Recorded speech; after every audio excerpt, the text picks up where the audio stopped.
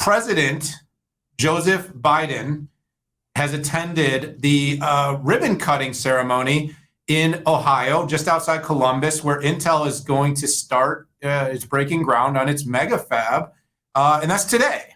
And so while we've had people are lining up right now as we speak. And speaking of speak, I'm a little sad I wasn't invited. I feel like you and I were quite active in communicating the critical nature of this moment for our country. I think I did 100 TV appearances on chips, semis, supply chains. You probably did billion articles, quotes, and your own TV appearances.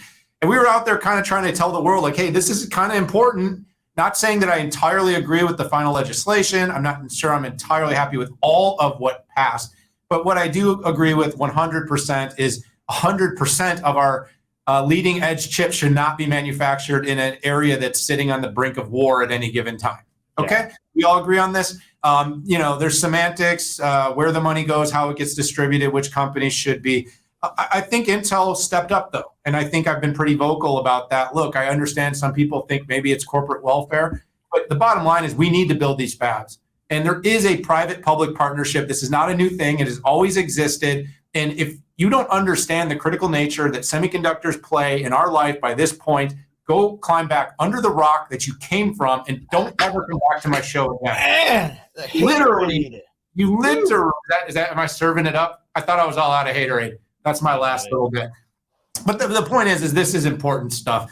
Again, there's always going to be debate on how it gets deployed, whether we execute it well enough. And of course, Intel needs to be executing on its foundry, on its process. It needs to return to leadership. I read an article in MarketWatch the other day that said if there's one company in the world you should be rooting for as in the U.S., it should probably be Intel.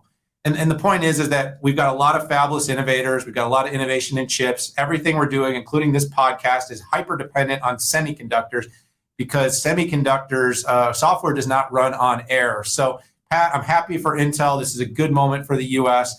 It's a kind of a, I guess with the Queen and everything, it's kind of a solemn day for some, but for the U.S. in a multi-year fight to try to get some progress on our own technology leadership is a good day. I've had my criticisms of the Biden administration, but I am a reasonable person and I have to give them credit.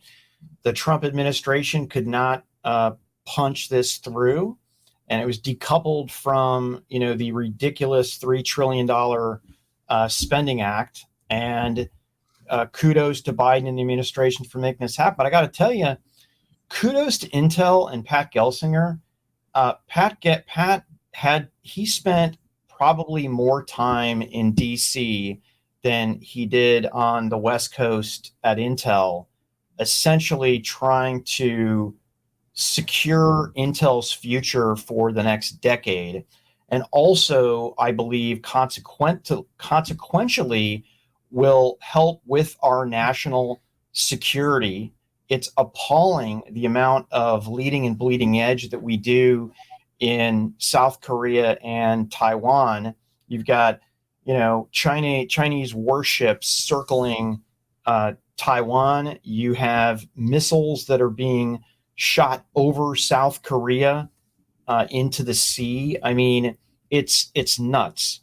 Forget about how we got in here. This ribbon cutting is a great example of the future of semiconductors. Congratulations, Ohio. I'm an Ohioan, and I admit it. Wait, what? Yeah, man. I was born in Columbus, Ohio. My mom lived in Columbus, Ohio. So, did you spend any time in Cleveland? I grew up in Cleveland, and I admit it. All I can think about is that Daniel Tosh bit where he says, if you've never been to Cleveland, congratulations. I know.